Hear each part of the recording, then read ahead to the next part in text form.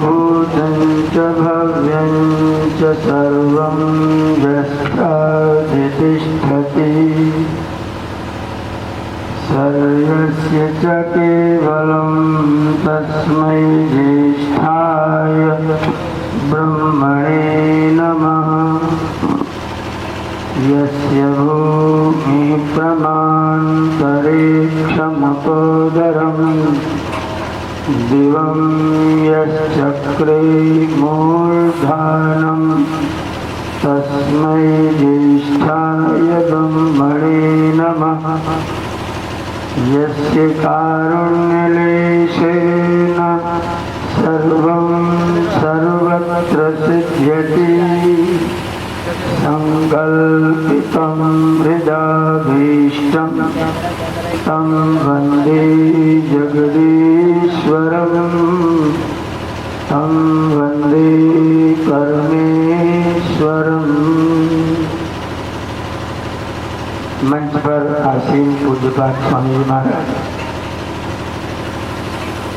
आर्य समाज मैनपुरी के प्रधान आदरणीय पांडे जी, अभी आज इनके गीतों से आनंदित हो रहे थे मेरे अभिन्न मित्र आदरणीय श्री ओमवीर आर्य जी। उनके साथ तबले पर साथ दे रहे भक्त अभिचंद जी, आदरणीय श्री राजेश आर्य जी, श्रीमान लक्ष्मण मणि जी। बहुत सुंदर विचार आप आदरणीय आर्य जी से श्रवण कर रहे थे। हमें निर्माण करना चाहिए और निर्माण करने से पहले योजना बना करके और पद्धति के अनुसार निर्माण करने की व्यवस्था करनी चाहिए। आप देखिए, इस्लाम में कोई संस्कार शास्त्र, इस्लाम के पास में कोई संस्कार विधि नहीं है। ईसाइयत के पास में भी कोई संस्कार विधि नहीं है। बुद्धिज्म के साथ भी कोई संस्कार विधि नहीं, कम्युनिज्म के साथ में भी कोई संस्कार विधि नहीं। संस्कार विधि केवल आपके पास में है।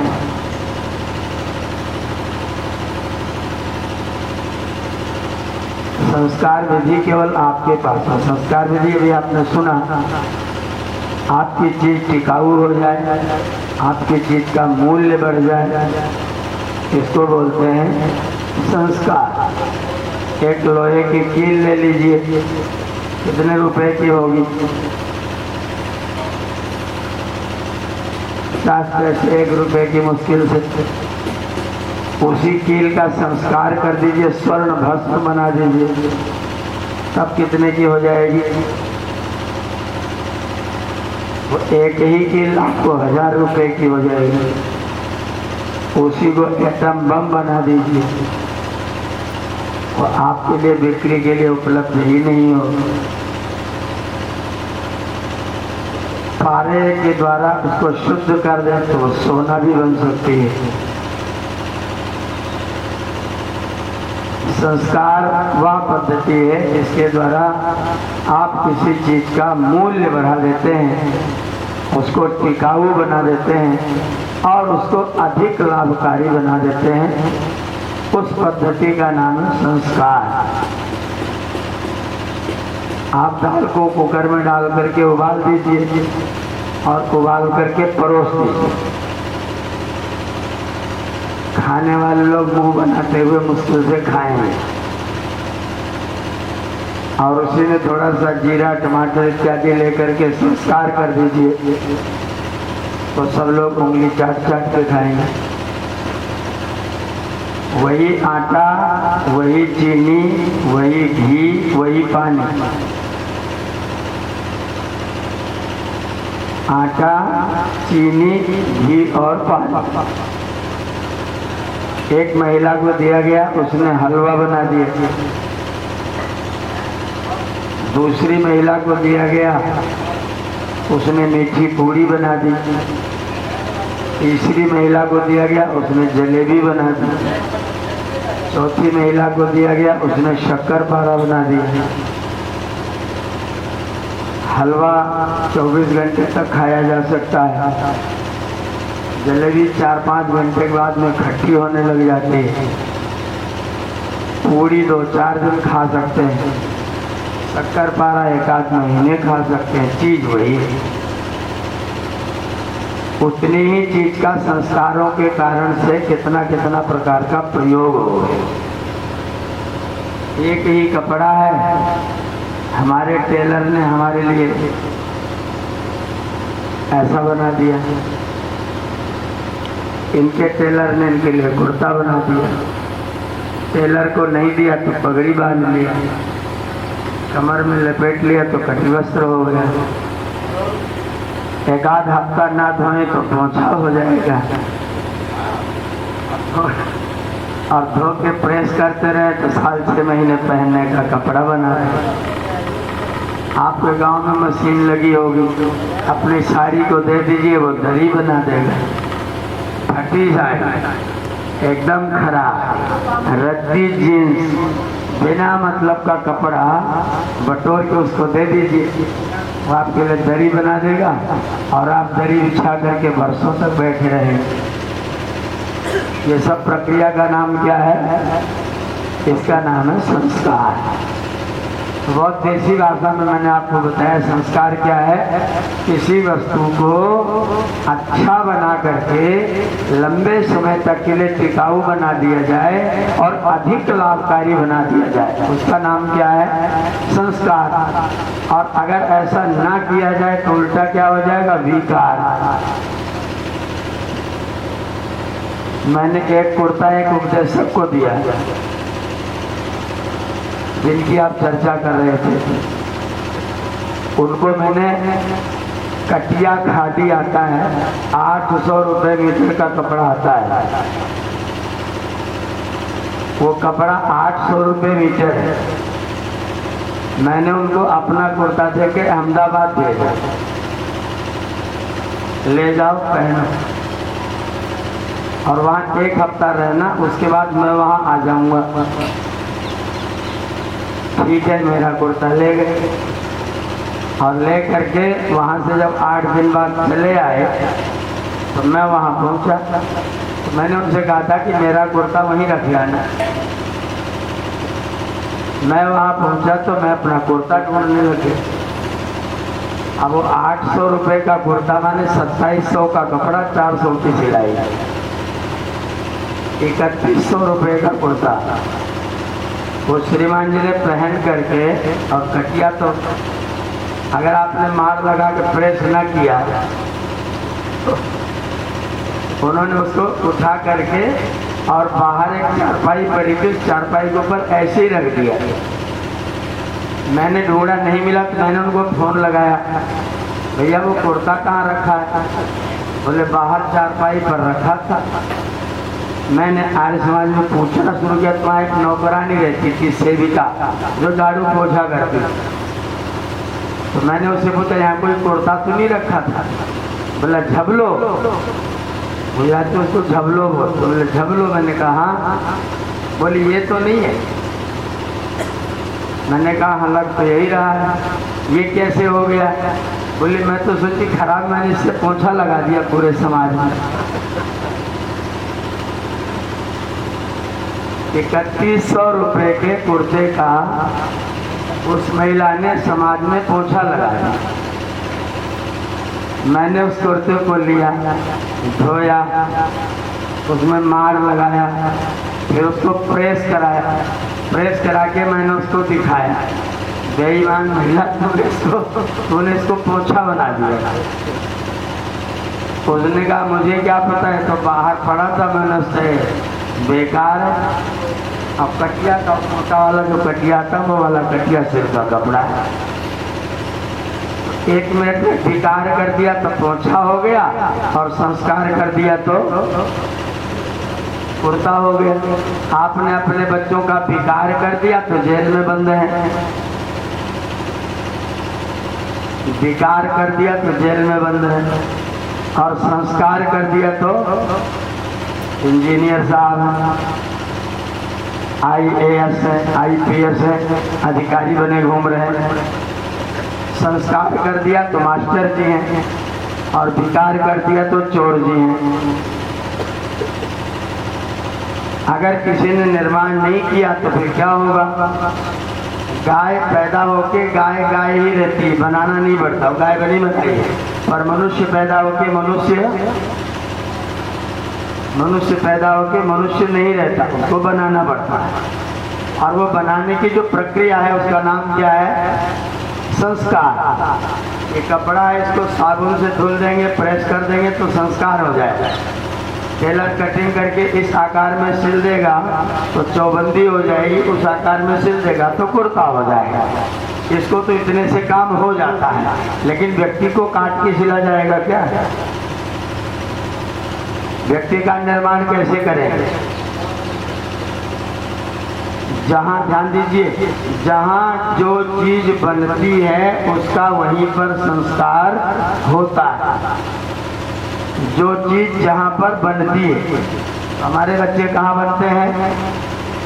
माँ के गर्भ में। तो संस्कार कहाँ पर होगा? माँ के गर्भ में। और संस्कार होता कैसे है?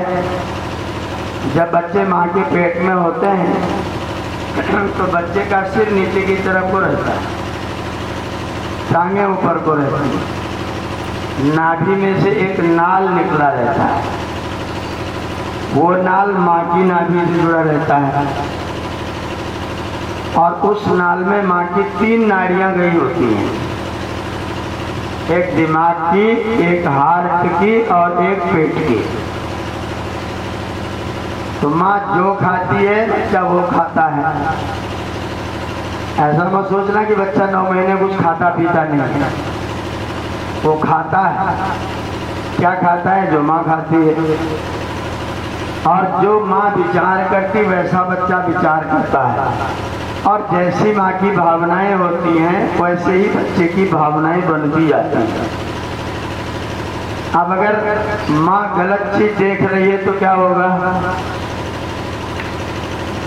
अगर झगड़ा हो रहा है तो क्या होगा? माता जी गर्भावस्था में अगर झगड़ा करती है तो बच्चा क्या करेगा? माता जीजाबाई के साथ में बलात्कार हुआ।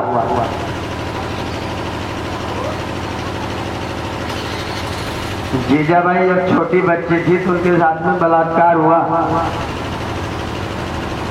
किन्होंने किया?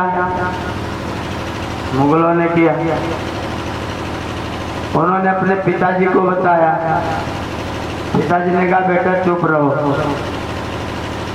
बोलोगी तो तुम्हारी बदनामी होगी, विवाह शादी करना मुश्किल हो जाएगा। कोई बात नहीं, भूल जाओ कि कुछ हुआ है। जीजाबाई क्रांतिकारी लड़की थी, उनको हजम नहीं हुआ। पिताजी की बात उनको ठीक नहीं लगी। जब विवाह हो गया तो उन्होंने अपने पति से ये बात बता दी पहले ही दिन। उन्होंने कहा मेरे साथ ऐसा ऐसा हुआ है। पति ने कहा तुम चाहती क्या हो मुझसे? इन्होंने कहा कि जब तक इसका बदला नहीं लिया जाता मुझसे रहा नहीं जाता, मैं इसका बदला चाहती हूँ। पति ने कहा मेरी इतनी शक्ति सामर्थ्य नहीं कि मैं इतने बड़े सल्तनत से टकराऊं, मेरे बस की बात नहीं है। जीजाबाई फिर चुप हो गई। पहले पिता ने निराश किया, फिर पति ने निराश किया, फिर जीजाबाई ने कहा कि बदला तो मैं जरूर लूंगी, बिना बदला लिए मैं रह नहीं सकती। माता जीजाबाई ने निश्चय कर लिया कि अब मैं ऐसा पुत्र पैदा करूंगी जो मेरा बदला लेगा। ये सच्ची घटना है, मैं बनावट नहीं बना रहा, ये आपके इतिहास में घटी हुई चीजें हैं। पति डर के मारा मना कर दिया। पिता ने कहा कि सबको पता चलेगा, विवाह शादी नहीं होगा, ये बीमारी प्राय होती, चुप रहो, बोलो मत। पिता ने समझा दिया बोलो मत। पति ने कहा मैं इतनी सल्तनत से टकरा नहीं सकता, मैं एक छोटा सा सैनिक, मैं क्या करूँगा, भूल जाओ। जीजाबाई ने कहा मैं नहीं भूल सकती, मैं इसका बदला लूंगी। पिता ने नहीं लिया, पति ने नहीं लिया, तो उसने गर्भावस्था में अपने पुत्र को बदला लेने के लिए तैयार किया। जीजाबाई पूरे गर्भावस्था के दौरान रोज शाम को अपने छत पर बैठ जाती थी और वो जो मुगलों का किला था ना सिंहगढ़, उसको देखा करती थी और मन में दांत कड़कड़ाते सोचती थी कि इस किले का जब तक ईंट से ईंट नहीं बजेगा मुझे चैन नहीं पड़ेगा। शिवाजी पैदा हो गए, 3 साल के थे मात्र शिवाजी। गोद में लेके जीजाबाई वहीं बैठी थी, उसी स्थान पर वो किले को देख रही थी। उस पर रात को मशाल जलती थी। माता जीजाबाई उसको देख रही थी। छोटे से शिवाजी थे। शिवा, ये देख रहा है सामने क्या है? उन्होंने कहा माँ किला है। ये देख रहा है दीपक जल रहा है? बोले हाँ देख रहा हूँ दीपक जल रहा है। किसका दीपक है ये? बोले जिसका किला होगा उसका दीपक जल रहा हो। माता जीजाबाई ने कहा कि वो किला मुगलों का है और तू मेरा बेटा है। अरे माता जी इसमें क्या शंका है? तो मेरा थोड़ा बहुत ऋण तेरे ऊपर है। अरे माता जी आप कैसी बात करती? बिल्कुल है। बोले तो मेरा ऋण चुकाएगा कि नहीं चुकाएगा? शिवाजी ने कहा कि आप जो आदेश करेंगे मैं वहां अपने आप को मार काट दो, कुछ चाहो तो कर दूंगा। जीजाबाई ने कहा कि जब तक ये किला तेरे कब्जे में नहीं आ जाता तब तक तू मेरे ऋण से उऋण नहीं हो सकता। ये किला मुझको चाहिए चाहे कुछ हो जाता। और सब इतिहास साक्षी है कि सिंहगढ़ के किले को जब शिवाजी ने ईंट से ईंट बजा दिया, मुगलों पर पूरा कब्जा कर लिया, तब माता जीजाबाई ने जाकर के शिवाजी ने आकर के कहा माँ गढ़ आला पे सिंगेला, मेरा शेर सेनापति था वो चला गया लेकिन किले पर तो मैंने कब्जा कर ही लिया। माताओं बहनों भाइयों, ये कहानी शायद आपको पता न होगी। 3 पीढ़ी से माता जीजाबाई ने अपनी उस बेइज्जती का बदला लेने के लिए 3 पीढ़ी प्रतीक्षा किया उस माता ने। और उस माता के उदर की जलती हुई अग्नि थी जिसने शिवाजी को शिवाजी बनाया था। वो माँ के उदर की अग्नि थी जिसने शिवाजी को शिवाजी के ऊपर कल्पित किया। और शिवाजी ने पूरी जिंदगी मुगलों को हमेशा परेशान किया, हमेशा दुखी किया, उनको नाकोच ने चबवाया और सारी जिंदगी कभी पराजय नहीं स्वीकारा। कम शक्ति होते हुए, कम बल होते हुए भी शिवाजी हमेशा लोहा लेते रहे चालाकी के साथ। गुरुकुल खोले शिवाजी ने अनेक, वेद पढ़ाने के लिए नहीं, वेदना दूर करने के लिए। ब्रह्मचारी रहते थे गुरुकुलों में, पढ़ना हो तो शिवराज विजय पढ़ना। गुरुकुलों में ब्रह्मचारी रहते थे, उनके लिए छप्पर छाया हुआ था। छप्पर के हर बांस में तलवार लगी हुई, छप्पर के हर बांस में तलवार थी। और वो रात को कुश्ती और तलवार का अभ्यास करते थे और दिन भर विश्वान देव सप्तर्षि परास हुआ करते थे। दिन भर पढ़ते थे वेद मंत्र, करते थे हवन और रात को करते थे तलवारबाजी। शिवाजी ने कोई सेना नहीं बनाई। इनको पता चला अफजल खान वहां से चला है, उसी की सेना में अपने 2 ब्रह्मचारी भेज दी। उन ब्रह्मचारियों को उर्दू में गाना गाना बढ़िया, बाजा बजाना भी बढ़िया आता है, भोजन बनाना बढ़िया आता है। गुरुकुल में हम ये सब सिखाते हैं, आज भी वो सिखाते हैं। तलवार चलाना भी सिखाते हैं, कंप्यूटर चलाना भी सिखाते हैं, गाड़ी चलाना भी सिखाते हैं, रोटी बेलना बनाना भी सिखाते हैं। मैंने वही सब ट्रेनिंग की हुई। वो वहीं से चलते थे अफजल खान की सेना के साथ, और अफजल खान की सेना सोई और ये वहां से घोड़ा लेकर के चले सूचना पहुंचाने के लिए। धन्यवाद। सूचना पहुंचाने के लिए वहां से चले, अमुक अमुक बजे इसी रास्ते से अफजल खान की इतनी इतनी सेना आ रही है। अगले गुरुकुल में सूचना पहुंच गई और गुरुकुल के ब्रह्मचारी तैयार हैं, वो गुरुकुल के ब्रह्मचारी तैयार हैं और सेना ने पड़ाव डाला और रात को ब्रह्मचारियों ने सीधा काम शुरू कर दिया। जग नहीं पाते थे तब तक तो सेना चौपट होती थी, लौट के जाते थे, दोबारा सेना लेके आते थे। ऐसी स्थिति वो गुरुकुल के ब्रह्मचारी उस सेना का शिवराज विजय में पड़ी है। ये जो छापा मार गुरिल्ला युद्ध की प्रणाली है ना, उसका जनक शिवाजी। और ये तैयार कैसे हुआ? उसकी माँ ने तैयार किया। भगत सिंह तैयार हुआ, माँ ने तैयार किया। राम प्रसाद बिस्मिल तैयार हुए, माँ ने तैयार किया। माता के बनाए पुत्र कायर व कपूत होत और माता के बनाए पुत्र शायर सपूत है। माता ने जैसा निर्माण किया है संतान वैसे निर्मित होती है। आप सब लोगों ने दुर्योधन का इतिहास पढ़ा होगा, कभी महाभारत पढ़ना। वन से सूचना आई कि कुंती गर्भवती है,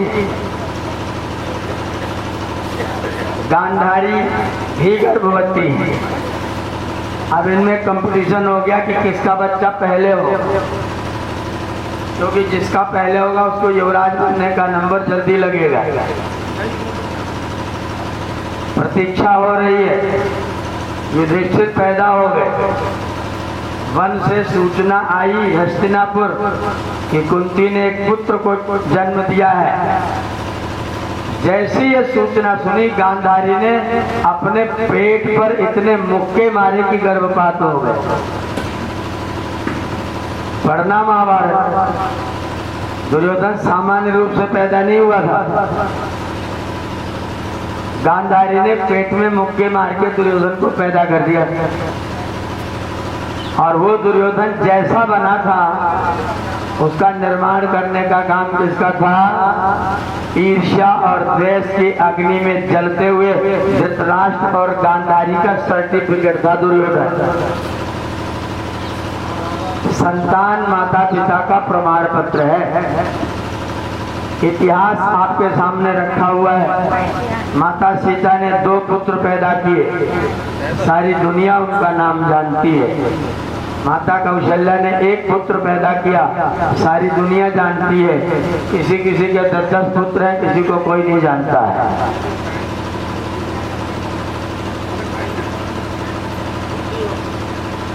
एक एक बच्चे पैदा करके माताएं इतिहास का पात्र बनी हैं। लेकिन जहां माताओं ने तप किया है, निर्माण किया है, वहां पर इतिहास में उनका नाम अमर हुआ है। और जहां माताओं ने अपनी विलासिता की है, माताओं ने खेल समझा है। आज अपने जो संस्कार की चर्चा आप सुन रहे थे अम्बेर जी से, श्रीमंतोन्नयन संस्कार में लिखा हुआ विद्वत ऋषि ने, जब कोई स्त्री गर्भवती हो तो उस घर में भोजन छाजन बहुत ही उत्तम क्वालिटी का होना चाहिए। आपस में कभी कोई कलह नहीं होना चाहिए, झगड़े की आवाज घर में होनी ही नहीं चाहिए। वातावरण में पवित्रता और सुंदरता होनी चाहिए, सारे लोग प्रसन्न रहें। और जो स्त्री उस संतान का निर्माण कर रही है, उस स्त्री को खुश करने के लिए पूरा परिवार, पिताजी से लेकर के और देवर और भाभियां नंदे सब मिलकर के उस एक स्त्री को प्रसन्न रखने का प्रयत्न करें। पूज्या भूषयितव्या बहु कल्याण भी। अगर आप अपने घर का, खानदान का, कुल का, परिवार का कल्याण चाहते हैं तो इन नारियों की पूजा करो और इनको भूषित करो, इनको खुश रखो। अगर ये प्रसन्न रखेंगे और इनका अपने पति के प्रति, अपने परिवार के प्रति, अपने खानदान के प्रति, जब विवाह संस्कार होता है ना, तो भाई लावा लेकर के खड़ा होता है, वधू और वर अगल बगल में खड़े होते हैं। वधू की अंजलि बंधी होती है, वर की अंजलि बंधी होती है, और वर की अंजलि में वधू का हाथ होता है। भाई इसमें लावा डाल रहा होता है और वधू मंत्र पढ़ रही होती है, ईमान ला जान आव पानी, ईमान लाजान आव पानी। मैं इस लाजा की आहुति दे रही हूँ, किस लिए? समृद्धि कारणम, तब तुम्हारी समृद्धि के लिए।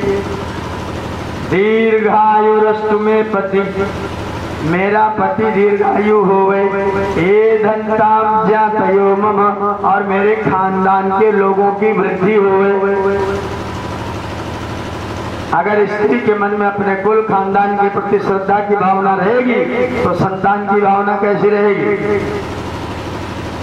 अगर स्त्री अपने ससुर सास के प्रति श्रद्धावती है तो जो उसकी संतान पैदा होगी उसके मन में क्या भाव आएगा? इसलिए ऋषिवर ने लिखा और वेद भगवान ने लिखा कि सब लोग मिलकर, उस समय शरीर में अनेक तरह के परिवर्तन आते हैं। जब गर्भ में शिशु बढ़ता है तो माता का नाम हो जाता है दौहिर्द। दौहिर्द माने दो हृदय वाली, माता के दो हृदय हो जाते हैं।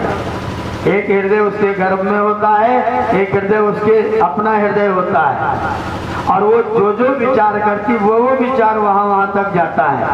अगर आपने उसे सताया है, परेशान किया है, दुखी किया है और उसके मन में आपके प्रति शाप का भाव है, आक्रोश का भाव है, तो जो संतान उसके अंदर से पैदा होगी वो आपके प्रति आदर का भाव कभी भी नहीं रख सकती है।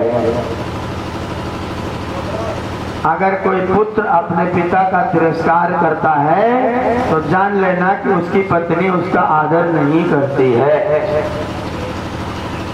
पत्नी अपने पति के प्रति आदर का भाव रखेगी तो बिना किसी प्रयत्न के संतान अपने पिता के प्रति आदर का भाव रखेगी। अगर किसी के बच्चे अपने पिता के प्रति आदर का भाव रखते हैं तो निश्चित तौर पर उनकी पत्नी उनके प्रति आदर का भाव रखती है। ये वेद की विशेषता है। और वेद ने कह रखा है अगर आप निर्माण का कार्य करें तो बड़ी श्रद्धा के साथ, बड़ी निष्ठा के साथ, बड़ी भावना के साथ आप निर्माण का कार्य करें। निर्माण करते समय आपके भावों का, आपके विचारों का, आपके भोजन का, ऋषि ने लिखा सुपाच्य, स्वस्थ, संतुलित, औषध युक्त भोजन माता को करना चाहिए और उसकी व्यवस्था पूरे परिवार को मिल करके करनी चाहिए। ऐसे काम करना चाहिए, गर्भवती स्त्री को ऐसे काम करना चाहिए जैसे सुई से सिले और छेद न होने। कैसी उपमा है? सुई से सिले और छेद न होने। इसका मतलब काम तो करे लेकिन दबाव न पड़ने पाए, कष्ट न पड़ने पाए। वो रोटी बना के खिलाए और अगर रोटी बनाते बनाते सोचे कि मैं तो इतना परेशान हूँ और ये लोग सब बैठे हुए हैं और मुझे एक पसेरी बनाना पड़ रहा है, तो वो जो रोटी बना के खिलाएगी वो रोटी आपके अंदर नकारात्मकता पैदा करेगी और उसकी संतान के अंदर भी नकारात्मकता पैदा करेगी। इसलिए गर्भावस्था बड़ी सावधानी का समय होता है, निर्माण बड़ी सावधानी का होता है। पिता और परिवार का प्रभाव कम पड़ता है। अगर आप 99 को 3 भाग में बांट दें तो 66% प्रभाव माँ के पड़ेंगे और 33% में परिवार और समाज पूरा प्रभावकारी होगा।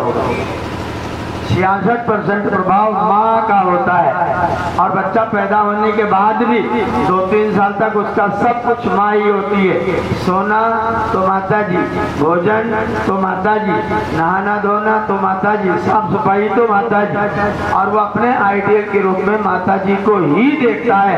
अगर माता जी वास्तव में आइडियल है तो निश्चित तौर पर बच्चा समाज के लिए आइडियल बनता है, बच्चा समाज के लिए आदर्श बनता है। अगर माता वहाँ पर कोताही करती है, कोई चूक करती है तो निश्चित तौर पर वो आगे आने वालों के लिए, अपनी आगे आने वाली पीढ़ी के लिए निश्चित तौर पर बहुत हानिप्रद कार्य करती है। हितोपदेश के लेखक नारायण पंडित एक श्लोक लिखे, संतानों की 3 स्थितियां हैं। पहली स्थिति है कि आपकी संतान पैदा ही नहीं हुई, कोई माता ऐसी को माता बनी ही नहीं, संतान पैदा ही नहीं हुई। दूसरी स्थिति की संतान गर्भ में आई, पैदा भी हुई लेकिन पैदा होके खत्म हो गई, पैदा हुई पैदा होके खत्म हो गई। तीसरी स्थिति है कि पैदा हुई पैदा होके जी लेकिन मूर्ख निकल गई, मूर्ख हो गई, दुष्चरित्र हो गई। नारायण पंडित कहते हैं अजात मृत मूर्खाणाम वरम आद्यौ न चान्तिम। आजात मृत मूर्खाणाम, पैदा नहीं हुआ, पैदा होके मर गया या मूर्ख पैदा हुआ, तीनों में से जो शुरू वाले दोनों हैं वो अच्छे हैं। वरम आद्य, पहले दोनों अच्छे हैं, न चान्तिम, अंतिम वाला अच्छा नहीं है। कारण क्या है? कारण बताए सत्कृत दुख करो आद्य, क्योंकि जो पहले वाले वो केवल एक बार दुख देते हैं, एक बार पैदा ही नहीं हुआ मेरे नहीं है, संतोष हो गया, पैदा होके खत्म हो गया, 2-4 दिन रोके खत्म हो गया। लेकिन जो मूर्ख है वो सकृत दुख करावाद्य अंतिमस्तु पदे पदे, एक बार दोनों शुरुआत वाले दुख पहुंचाते हैं पर अंतिम तो सारे जीवन दुखी करता रहता है। बेटा जेल में पड़े हैं, माता जी घर में बैठ के रो रही हैं। मई के महीने में मैं गेहूं मांगने के लिए गया, अन्न संग्रह के, मुझे नहीं मालूम था, एक सज्जन गांव के थे, मुझे उस घर में ले गए। उस घर में माता जी दोपहर को पड़ी थी, सो रही थी, उस घर में मुझे ले गए कि यहाँ भी मांगना है। हम वहाँ पहुँचे तो माता जी को जगाया गया, जगी तो सीधा गाली देते हुए उठो, एकदम शेरनी होती। मैंने कहा माता जी ना देना हो तो ऐसा कोई जरूरी नहीं कि आपके देने के बाद ही मेरा पेट भरेगा, कोई आवश्यक नहीं है। बात क्या हो गई? बोले सब जानते, तुम कैसे नहीं जानते? मैंने कहा ऐसा पवित्र काम आपने कौन सा किया जिसको सब जानते मैं नहीं जानता हूँ? बोलिए बता देंगे। हमने कहा चलो इनसे पूछ लेंगे। फिर मतलब जैसे तैसे वो उठी महिला, 5-10 किलो अनाज निकाला। बाद में मुझे पता चला कि इनके 2 बेटे एक महिला को पकड़ के तीसरी मंजिल के छत पर से नीचे फेंक दिए। आप दोनों जेल में, माता जी यहाँ बैठी बैठी रो रही, कब तक रोएंगी पता नहीं, ये दुख कब खत्म होगा मालूम नहीं। 70 साल की उम्र में बच्चों के कृत्य से माता पिता को रोना पड़ रहा है। विवाह संस्कार में 8 आहुतियां, जिसको अंतरपट आहुति पौराणिक संप्रदाय में बोला जाता है, उसको वो लोग कपड़ा ढाक करके आहुति चढ़ाते ही नहीं है, लेकिन वो कपड़ा ढाक करके एक आध मंत्र पढ़ाते हैं, वो अंतरपट आहुति। उसमें एक मंत्र है नाहम पौत्र मघम नियाम। हे पर पत्नी प्रार्थना करे, हे परमेश्वर ऐसी कृपा करना कि मैं पुत्र के द्वारा किए गए कर्म के कारण मुझको रोना ना पड़े। नायम रुदती उर आवधिष्ठा, कभी ऐसा समय ना आए कि मैं अपने पुत्र के कर्म के कारण अपना छाती मोड़ पीट पीट करके मुझको रोना पड़े। पुत्र के कर्म से माता पिता को दुख भोगना पड़े, इसका मतलब माता पिता ने विकार पैदा किया है, संस्कार पैदा नहीं किया है। और ये बड़ा भारी कर्तव्य हमारी माताओं के ऊपर निर्भर करता है कि अपनी संतानों का निर्माण किस तरह की करेंगी, कैसी भाषा बोलेंगी, कैसा विचार करेंगी, किन के प्रति कैसा भाव रखेंगी। अगर आपके मन में पवित्र भाव है, अगर आपके विचार शुद्ध और पवित्र हैं, अगर आपका आचरण शुद्ध और पवित्र है, अगर आप सोचते हैं तो कल्याण की कामना करके सोचते हैं, अगर आपका रास्ता धर्म का रास्ता है तो निश्चित तौर पर आने वाली संतान बहुत उत्तम कोटि की संतान होती है। इतिहास साक्षी है, व्यवहार दिखाई देता है। अगर हमने अपने संतानों का निर्माण संस्कारों के माध्यम से ठीक से न किया तो फिर बाकी के सारे जीवन आपको रोना पड़ जाता है। इसलिए गर्भावस्था के समय में सावधान रहें। जो आपके बेटे और बेटियां पैदा होते हैं उनके प्रति सदैव चरित्र का ही भाव रखें। ये जो आपका मनोरंजन है वो बच्चों का मनोभंजन है। जो हमारे लोगों का मनोरंजन है वो बच्चों का ऋषियों ने कैसी व्यवस्था बनाई, तुम अपना कर लो मनोरंजन, लेकिन बच्चों को बारात में लेके जाने की जरूरत। तुम बच्चों को गुरुकुल में खदेड़ो, यहाँ से भगाओ, घर में मत रखो। बच्चे घर में न रहें, आप अपना मनोरंजन कर, पर बच्चे वहीं रहें और आप मनोरंजन करो। 15 साल के, 16 साल के, 17 साल के, 18 साल के, 15 से 25 साल के बच्चे बारातों में जाकर के क्या देखते हैं, मेलों में जाकर के क्या देखते हैं। युवावस्था के लोगों को बारातों में ले जाने का कोई मतलब, हम मनोरंजन करते हैं और अपने मनोरंजन में इन ढिंगरा लोगों को ला करके सम्मिलित कर लेते हैं और ये ऊल जलूल नाचना गाना उल्टे सीधे इतने दुष्कर्म होते हैं कि देख करके चित्त दूषित हो जाता है। इतना पवित्र, इतना सुंदर, इतना श्रेष्ठ, इतना उत्तम संस्कार, विवाह संस्कार, वधू माला लेकर के पहनाने के लिए आ रही है। वर महोदय का स्वागत अभी अभी उनके पिता ने चरण धो करके किया। पिताजी ने दरवाजे पर अपने दामाद का चरण धो करके उनका स्वागत किया। बड़ा आदर प्रदर्शित हुआ है। वर महोदय बैठे हुए मंच पर, वधू उधर से लाई जा रही है, भाई लोग उसे फूलों की छाया में लेकर के आ रहे हैं। बड़ा अच्छा लगता है। लेकर के यहाँ आ गए। अब 10 बेवकूफ उस लड़की को गोद में उठा के ऊपर टांग रहे हैं।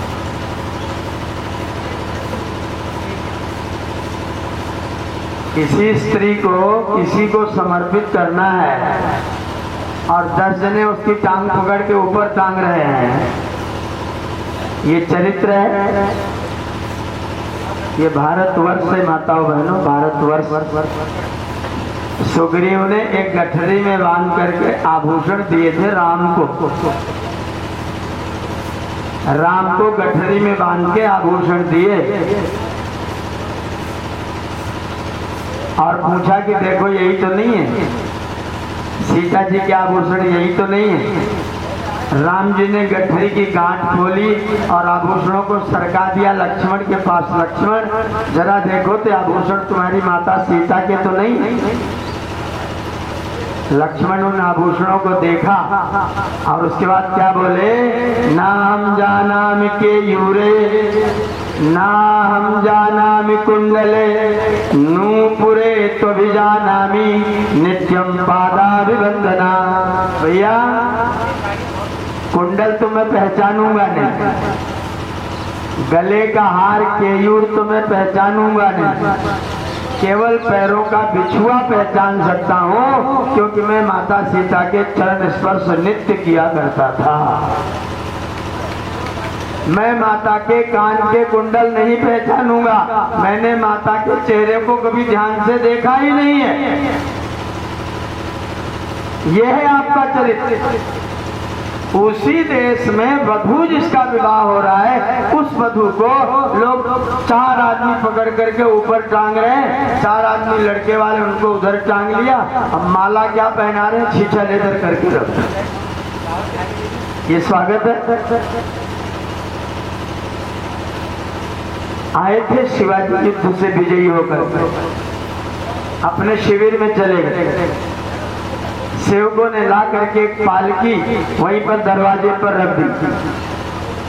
अंदर जाकर के शिवाजी से बोले कि आज हमने लूट में बहुत बड़ा उपहार प्राप्त किया है और वो उपहार हम आपको भेंट करना चाहते हैं। शिवाजी ने कहा कि प्रस्तुत किया जाए। वो पालकी अंदर लाई गई, वो हार उतारा गया, उसमें से एक महिला निकाली गई, गौहर बानू, उसको निकाल करके खड़ा कर दिया गया। सिपाहियों ने सोचा शिवाजी खुश हो जाएंगे। शिवाजी ने देखा, खड़े हुए अपनी तलवार की नोक से गौहर बानू का जो मुखड़ा का पर्दा था उसको उठा करके पीछे कर दिया। गौहर बानू का चेहरा जब देखा तो शिवाजी क्या बोलते हैं, बोलते काश मेरी माता इतनी सुंदर होती तो मैं कितना सुंदर होता। उस सुंदर मुगलानी को देख करके शिवाजी उसमें अपने माता का चित्र देखने की कोशिश कर रहे हैं। ये आपके देश का इतिहास है। उस देश के इतिहास में, उस देश में आप क्या क्या शिक्षा लेकर कर रहे हैं, क्या व्यवस्था बनाई आप। आधे तीले कपड़े पहन करके माल्यार्पण हो रहा है, बाद में बहू ससुर जी के सामने घूंघट काट रही है। आधे तीले कपड़े पे मैं पर्दे का समर्थन नहीं कर रहा, लेकिन दोगले व्यवहार का तो विरोध कर रहा हूं। पर्दे का समर्थन नहीं है, पर दोगलेपन का तो घोर विरोध है। सारा चित्र ऐसे कपड़े की सब कुछ दिखाई दे, वो कपड़ा पहन करके जयमाला हो रही है और थोड़ी देर में विदाई होगी तो घूंघट नहीं उठ रहा है। आशीर्वाद देने के लिए दोनों पक्षों के लोगों को बारी बारी से बुलाया जा रहा है, चित्र खींचा जा रहा है और उसके बाद में फिर घूंघट का भी प्रथा चल रही है। ये जो हम लोगों ने नंगा नाच प्रारंभ किया है, फिल्मों की देखा देखी, वो निश्चित तौर पर हमारे बच्चों के चरित्र को दूषित करने वाला आचार है, चरित्र को दूषित करने वाला व्यवहार है। अगर हम ऐसा ही करते रहेंगे तो निश्चित तौर पर आपके घरों से ब्रह्मचारी नहीं निकल सकते, आपके घरों से सन्यासी नहीं निकल सकते, आपके घरों से वानप्रस्थ नहीं निकल सकते, और तीनों नहीं निकलेंगे तो आपके घर से अच्छे गृहस्थ भी नहीं निकल सकते। अगर अच्छे ब्रह्मचारी ही नहीं निकले तो अच्छे गृहस्थ कहाँ से निकलेंगे, और गृहस्थ ही ठीक नहीं तो वानप्रस्थ कहाँ से होगा, और वानप्रस्थ ही ठीक नहीं तो सन्यास कहाँ से होगा, और जब आश्रम व्यवस्था नहीं रहेगी तो समाज का क्या होगा। ना अच्छे ब्राह्मण पैदा होंगे, ना अच्छे क्षत्रिय पैदा होंगे, ना अच्छे वैश्य पैदा होंगे, ना अच्छे शूद्र पैदा होंगे, न कोई आश्रम व्यवस्था होगी, और पूरा संसार दुख के सागर में गोते लगाएगा।